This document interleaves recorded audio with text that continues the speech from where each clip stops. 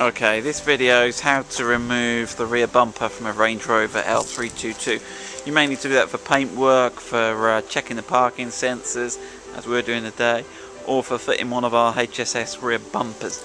So the first thing you need to do is remove this rear bumper tread plate, okay, which you've got to just get your fingers underneath and pull up. So it's got these little plastic sort of flaps there, and if you work that along, okay, and then pull it forwards.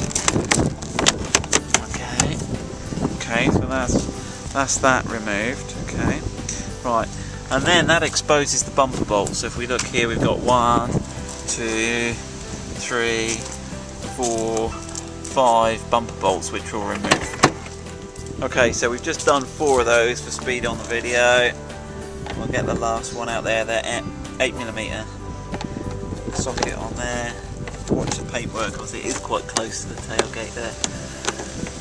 You get those out and they're like a self-tapping screw. Let's have a look at that one. Yeah, and they're all the same.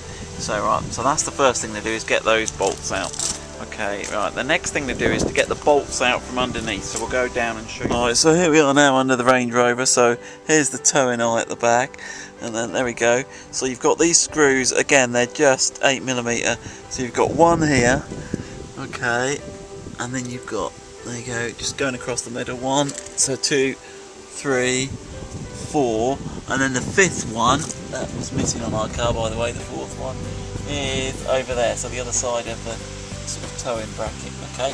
So we're going to take those 5 off now, and they're the same as the ones that we took out on the top, so they're little self-tappers held into a little metal spring clip there. So we'll just take those 5 out and then we'll show you the next step. Okay, now we've got mud flaps fitted on this car, so we'll have to take the mud flaps out using the 2 bolts here, but normally there'll be 1 bolt at the top, so it's where the wing meets the, so we'll just take that out now and we'll come back and show you how we've got on with that. Okay, now this side here, the bumper sits into a little docking station that's formed into the bottom of the wing, and what you've got to do, you've got to be somewhat brave, but you've got to just pull the end of your bumper, sorry, here. Okay, so this is the docking station that it goes into. You can see these little clips here, and what they do is they clip on to these 3 bits here. Okay, so you do one side. Okay, bear with me.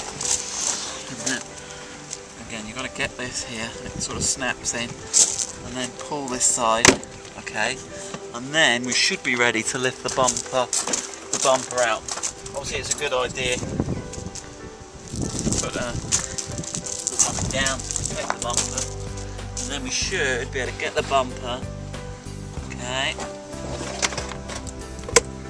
now obviously you've got the parking sensors connected, so you've got to disconnect the parking sensors, but that's essentially the bumper. It's only a 10-minute job really to take the rear bumper off.